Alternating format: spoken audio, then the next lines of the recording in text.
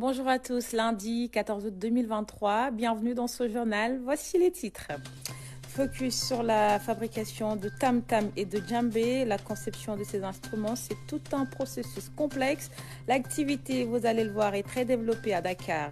Dans l'actualité également, nous irons au Lac Rose. L'endroit est très prisé durant cette période de vacances avec son sable fin, les balades en chameau, les mini-rallyes, vous allez le voir, vous avez le choix sur une large palette d'activités à faire. Et puis, nous allons nous promener le long du littoral sur la corniche ouest de Dakar. L'État fait des aménagements, espaces verts, aires de jeu, banc public. L'endroit est la nouvelle attraction de la ville. Mais tout d'abord, ce navire transportant des colis lourds pour la construction de la centrale électrique des Caps des Biches à Rufisque qui est arrivé à Dakar avec une capacité de 300 MW. Cette centrale, la plus importante jamais réalisée au Sénégal, est une initiative du secteur privé national au-delà de la cargaison. Cette opération va permettre de faciliter le décongestionnement de l'espace maritime du port autonome de Dakar. Fatoumata Savané, Lamine Fall.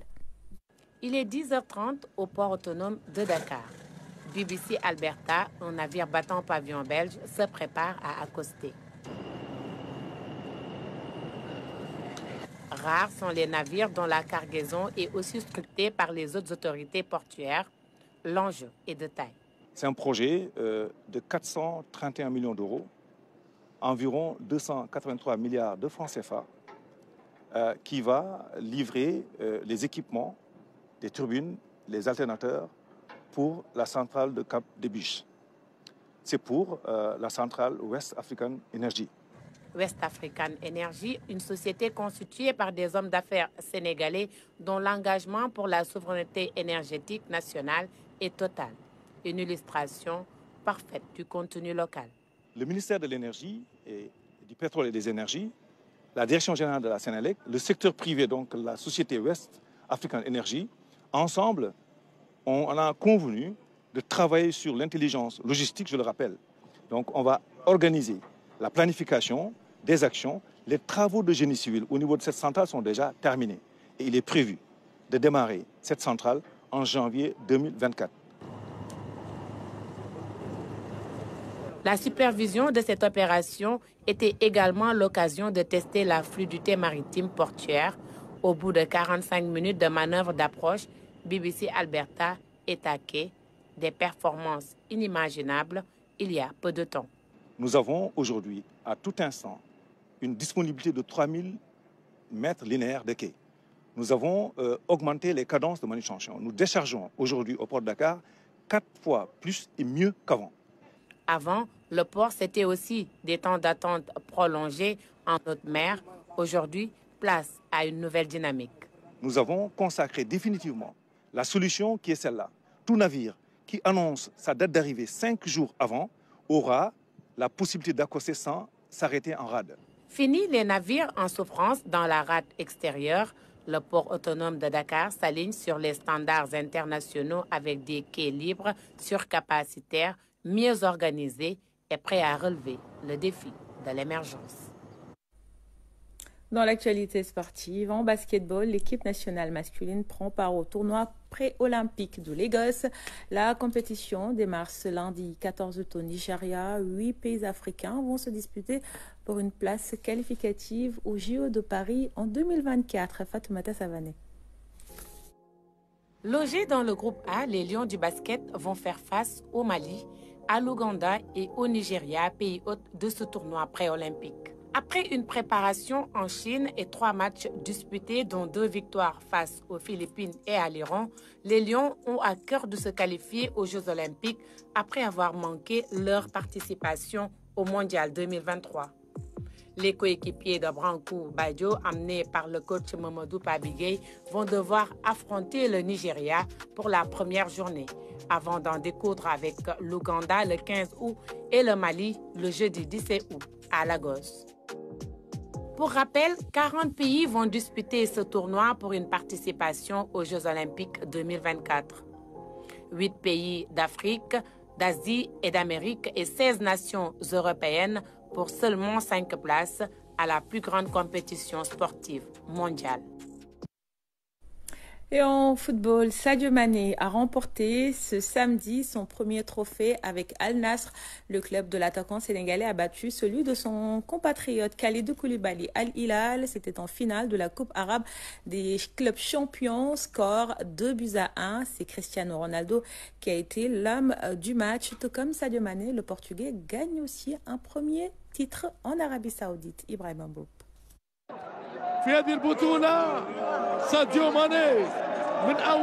À peine est-il arrivé en Arabie Saoudite, Sadio Mané gagne déjà un premier trophée en faisant tomber Al Hilal de Kalidou Koulibaly.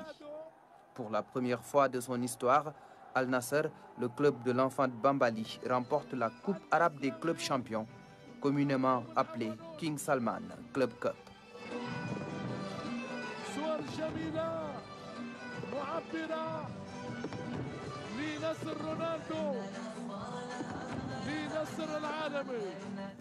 Une finale populaire dans un contexte marqué par l'arrivée de plusieurs stars dans la Saudi Pro League, un championnat suivi de plus en plus à travers le monde.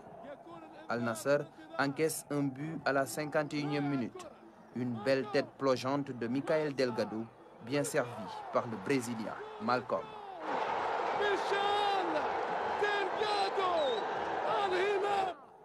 Al Hilal n'a pas pu préserver cette avance pendant longtemps. L'insubmersible Cristiano Ronaldo égalise à la 74e minute. L'attaquant portugais maintient son équipe à flot malgré l'infériorité numérique d'Al Nassr avec l'exclusion de Nawaf Bouchal. Le sort du match a été scellé pendant la prolongation.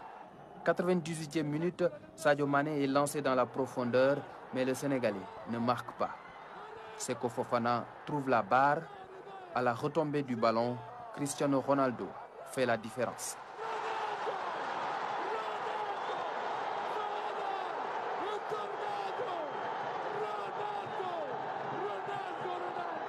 Sadio Mané aurait pu bénéficier d'un penalty. L'avantage a été laissé à ses coéquipiers. En bon renard de surface, Ronaldo a fait le job. Il ne termine pas la partie à cause d'une blessure au genou, mais l'essentiel a été fait.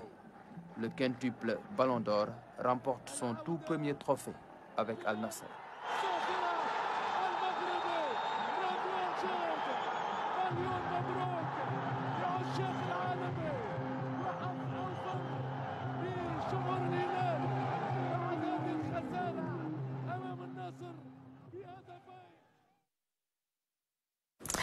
Et c'est maintenant l'heure du journal des régions et c'est juste après ceci.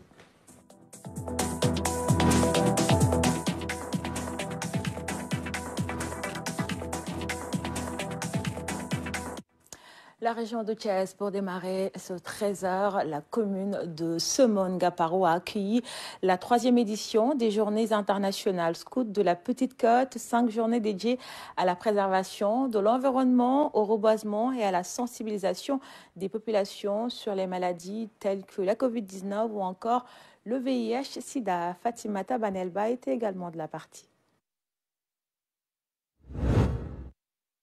C'est dans une foi inébranlable que les scouts de la Petite Côte ont clos leur journée internationale de rencontre.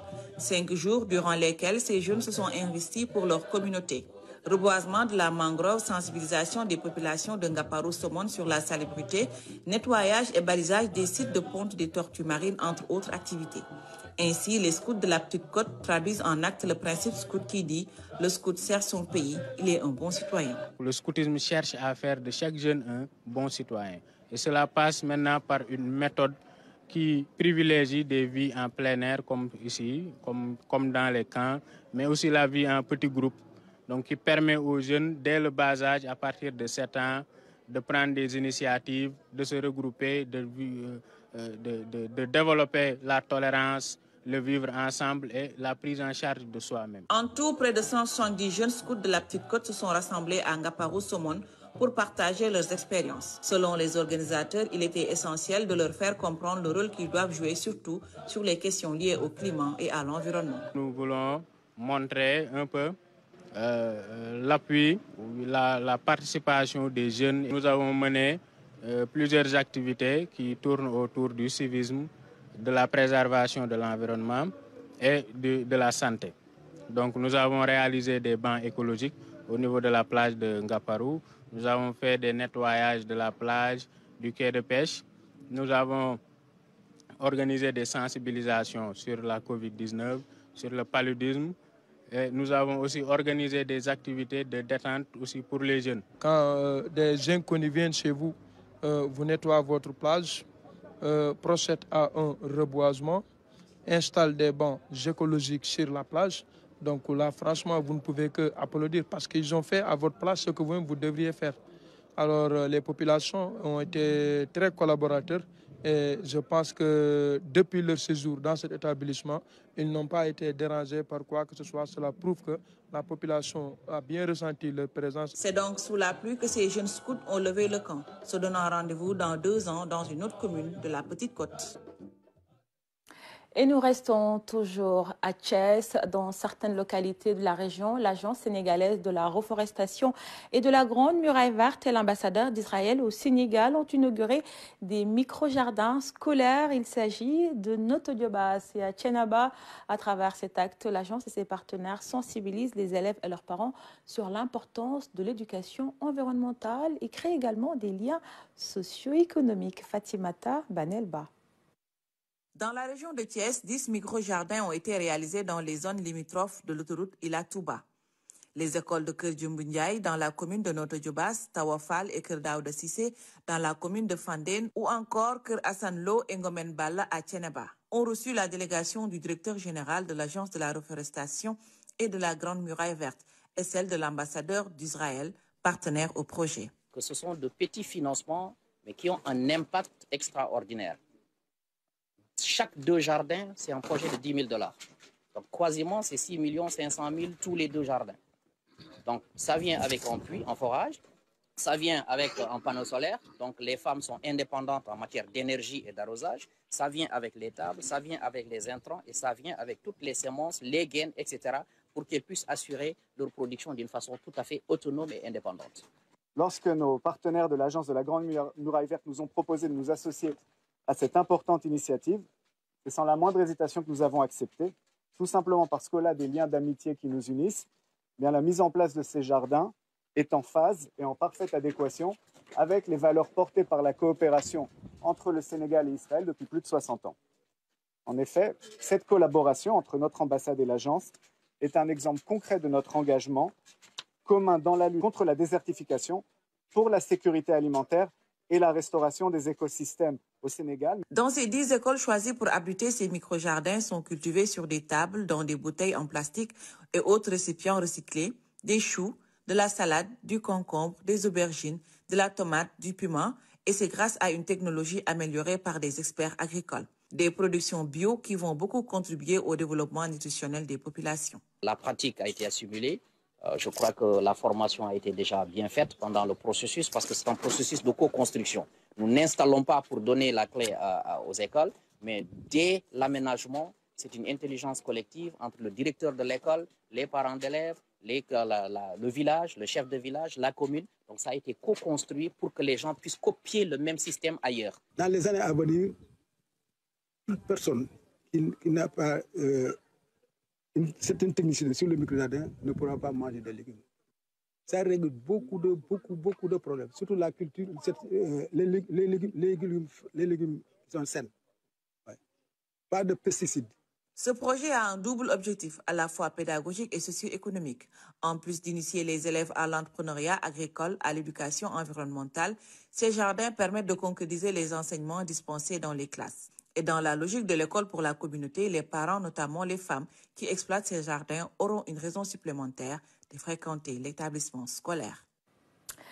Retour maintenant à Dakar. Je vous propose d'aller à la rencontre de fabricants de djembé et de tam-tam de la capitale, des instruments de percussion polyvalents. Ils sont utilisés dans différents styles de musique. Leur fabrication, c'est tout un processus complexe qui nécessite beaucoup de temps et de compétences. À Bop, vous allez le voir, l'activité est très développée. Même des artistes étrangers viennent se procurer de ces instruments. Reportage de John Bongom et Abdul Aziz Ban.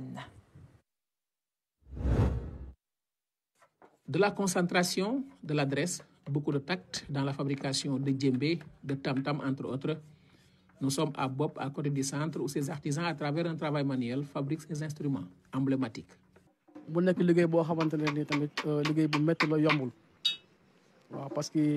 C'est un métier assez difficile. Tout est fait à la main, avec tous les risques que cela comporte. Pour le djembé, les autres instruments, nous n'utilisons que le bois. La fabrication de ces instruments, c'est notre travail de tous les jours. Tout ce que vous voyez ici est fait par nous, ici à Bop. Ici, chaque artisan joue son rôle dans la fabrication de ces instruments, un travail collectif pour avoir de bons produits à mettre sur le marché. Plusieurs métiers se retrouvent dans la fabrication de ces instruments. Certains se chargent de tendre le cuir et d'autres font de la sculpture. Il y a même des artisans qui sont carrément dans la fabrication. Décoration et sculpture, nous gérons l'aspect décoration quand tout est fini. Le style, le logo, c'est nous. Certains viennent avec leur propre logo et nous l'imposent. Nous faisons tout pour les satisfaire. Chez ces artisans, la qualité prime surtout. Un choix est fait dans l'utilisation des produits. Il s'agit d'un travail bien fait avant de les proposer aux clients à des prix jugés abordables. Quand on a le bois, il nous faut aussi du fer, une corde, mais également une peau de chèvre, de bœuf, etc. Nous travaillons avec des produits qui nous permettent de donner de la valeur ajoutée. Les prix sont bons, mais il faut toujours comprendre qu'il s'agit de produits artisanaux. Donc c'est un travail dur. Et il part du bois. Il doit vider les bois. C'est difficile. Et donc ils font un produit qui est artisanal et il doit sortir un bon son.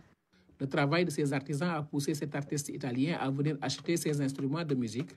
Ce dernier, en fin connaisseur, loue la qualité du travail. Je joue la basse-guitare.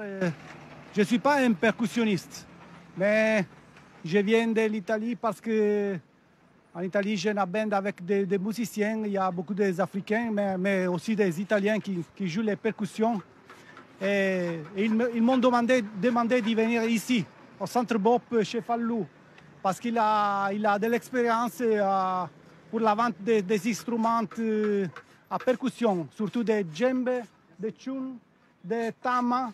Et je suis venu ici pour essayer, pour voir et pour choisir. Mais j'entends les conseils de lui parce que je suis compétent, mais il est plus compétent. Le djembé et le tam-tam, des instruments emblématiques de la musique africaine. Leur fabrication demande de la patience et beaucoup d'exigences. Pour ces artisans, leur souhait est d'être accompagnés davantage pour que ce métier puisse retrouver son lustre d'antan.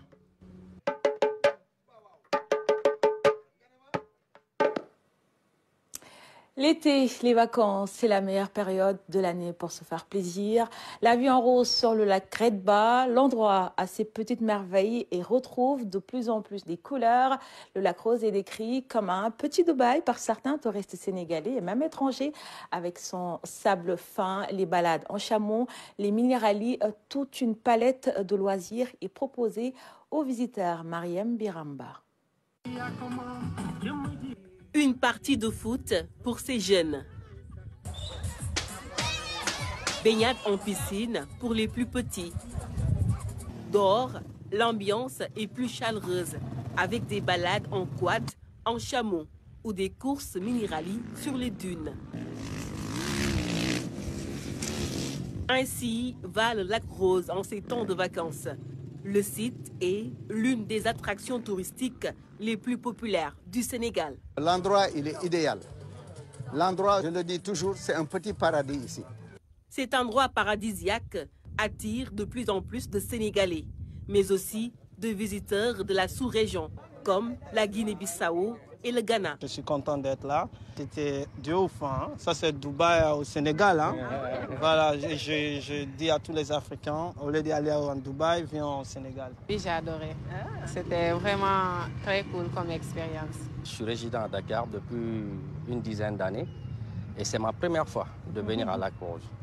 Et là, j'ai fait une découverte très intéressante. C'est la première fois au Lac-Rose. Honnêtement, c'est chouette.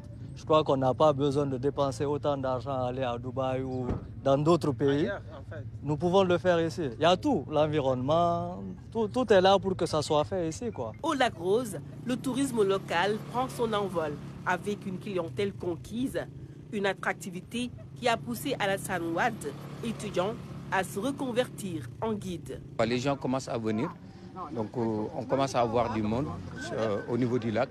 Donc il y a aussi le tourisme local qui commence à se développer au Lac-Rose. Côté hôtel, on se frotte les mains. Même si on est en basse saison, le business se porte plutôt mieux.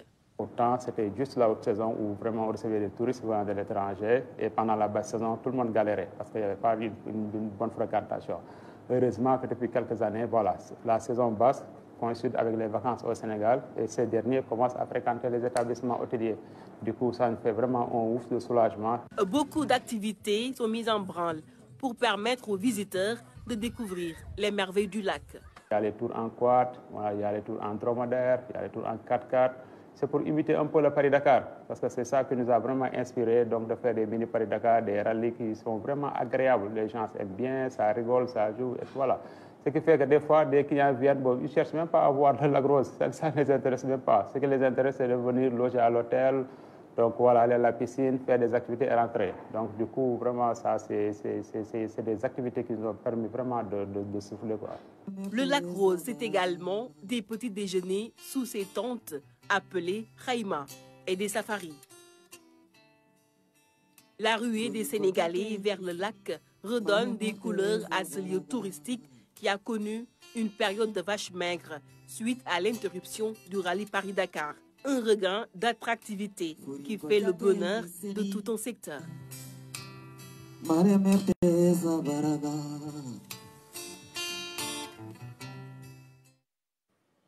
Allez, on va continuer à se faire plaisir. C'est les vacances. Durant cette période, plusieurs établissements scolaires organisent des séjours découvertes, une manière de renforcer la connaissance des élèves à travers le tourisme pédagogique.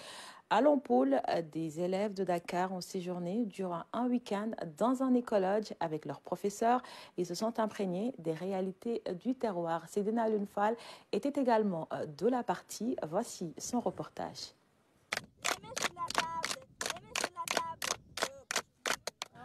Ils n'ont, à vrai dire, pas le temps de s'ennuyer. Dans ce désert de Lompoul, ces enfants s'amusent, découvrent et apprennent. Le tourisme pédagogique est en mode actuellement. Cette période est propice parce que pendant la fermeture des classes, on organise aussi des camps d'été, donc des séjours d'une semaine dans une région où les élèves vont organiser des journées d'immersion en famille, participer aux tâches quotidiennes de certains peuples reculés du Sénégal. Donc là, on est dans la région de Lompoul qui est essentiellement habitée par des Peuls.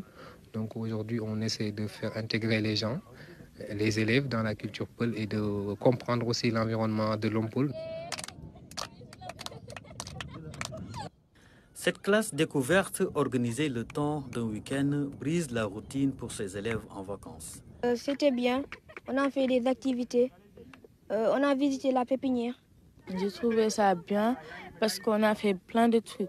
Comme on a visité la plage, on est parti faire des chameaux, la pépinière de Lompoul et tout là et tout. Et on a fait des dromadaires, une balade en dromadaire, on a fait des feux de camp, une soirée djembé, une balade. Une sortie en mer, et puis voilà, on a fait, c'est ça, hein? Pépinière. On a été voir la pépinière aussi, les enfants ont planté des arbres, et puis on a découvert quelques arbres. Une aventure qui semble renforcer les liens du groupe. Au pied des dunes, leur logement, ces tentes aménagées, des images de cartes postales, des activités ludiques, ces enseignants ont eu l'inspiration d'amener ici leurs élèves. Oui, c'est un dépaysement complet. Ils sont vraiment contents de découvrir autre chose que Dakar. Parce que pour eux, Dakar, Saly, là, c'est la première fois qu'ils sortent pour venir voir un désert qui n'est pas très loin de Dakar. Et même moi, je découvre. Je connais beaucoup de déserts, mais c'est la première fois que je me retrouve ici à Lompoul pour découvrir le désert sénégalais. Les enfants, ils sont étonnés parce qu'ils ne savaient pas que ça existait au Sénégal. C'est quelque chose qu'ils voyaient à la télé, alors qu'ici, ils voient la vraie vie en fait, à la réalité. Au lieu d'aller en Europe ou de rester à Dakar dans les hôtels, ici, ils ont un contact direct avec la nature, les animaux et tout. Donc, ils voient la vie en vrai, en fait. Donc, ils sont très satisfaits de cette visite. Fatigués, le soleil qui les a accompagnés toute la journée part se coucher, laissant ces aventuriers intrépides poursuivre leur belle échappée, gambadant allègrement au sommet de ces dunes de Lompoul. Nous quittons les dunes de Lompoul pour les espaces verts, les aires de jeu, les bancs ou encore la décoration de la façade maritime. La corniche ouest de Dakar est devenue la nouvelle attraction de la ville. Plusieurs kilomètres aménagés par l'État du Sénégal, l'endroit est désormais le point de convergence de personnes de tous les âges et de toutes les nationalités. Allez, on va se promener le long du littoral avec Ndei Koumbanyaï. Il est presque 18 h. La plage de la Corniche Ouest est prise d'assaut par les vacanciers. Le cadre est enchanteur. La vague d'arrivants ne faiblit pas. Entre sport, baignade et autres activités, on ne s'ennuie pas. Je suis venu ici avec mes amis. C'est vraiment le lieu idéal pour se détendre. Il y a une belle ambiance. À chaque fois que je viens, il y a du monde.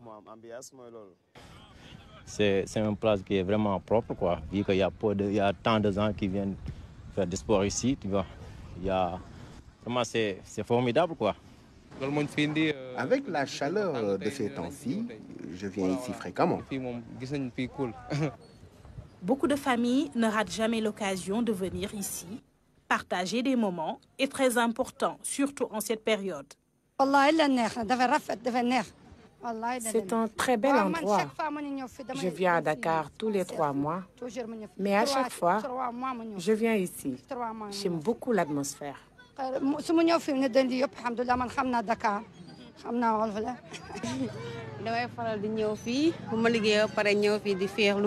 J'ai l'habitude de venir ici pendant l'après-midi. L'air est très pur et on s'y sent bien.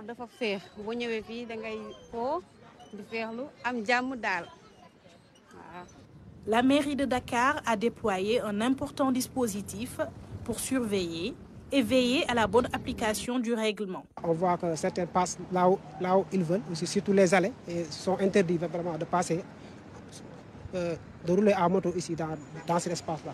Donc notre travail consiste à protéger ce site-là pour empêcher les motos de rouler sur ce site-là. Et aussi les vendeurs, parfois il y a des gens qui viennent ici s'installer leurs marchandises.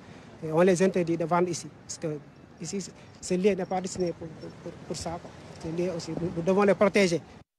Toutefois, à quelques mètres de là, quelques vendeurs font de bonnes affaires. Pendant les vacances, j'écoule très facilement ma marchandise, surtout pendant les week-ends. Pour cette raison que je préfère vraiment cette période. La plage de la Corniche Ouest offre une très belle vue. Très bien aménagée, c'est le cadre idéal pour les vacanciers. Allez, on va allonger la corniche direction la pointe des Almadies. Sur place, une ambiance assez similaire. Les cabanes ne désemplissent pas. Les fameuses grillades de poissons qui sont proposées dans les restaurants restent l'une des principales attractions. Amadou Diallo nous décrit l'ambiance sur place. Regarde. Pointe des Almadies, la plage aux pierres noires. L'air des vacances s'y respire à grands poumons. Ils sont de tous âges à venir profiter du grand bleu. Sur le sable doré, ils sont assis sur des nattes à l'ombre des parasols. L'ambiance est pittoresque et invite à la détente.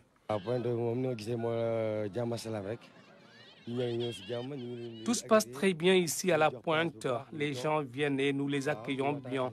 Nous leur donnons des places. Après leur départ, nous nettoyons toute la plage. Nous mettons les déchets dans le camion de ramassage des ordures. C'est après cela que nous rentrons.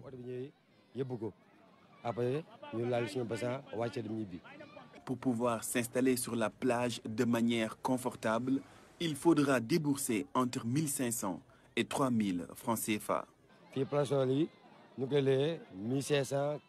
Nous louons les parasols à 1 500 francs CFA, les cases à 2 500 et les cabanes à 3 000.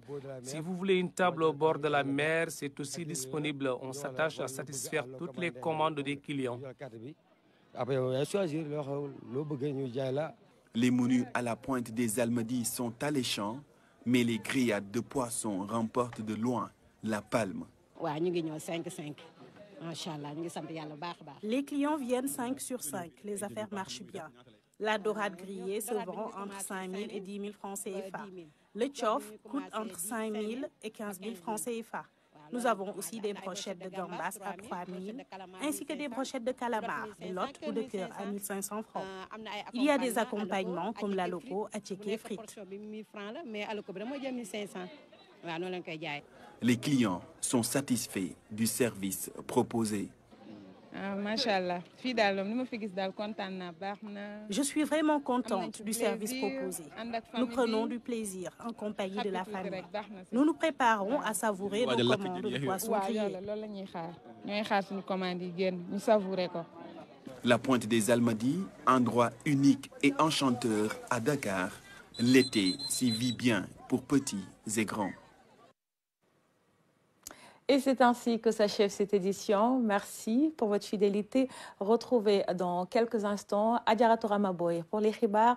Bel après-midi à tous et à demain.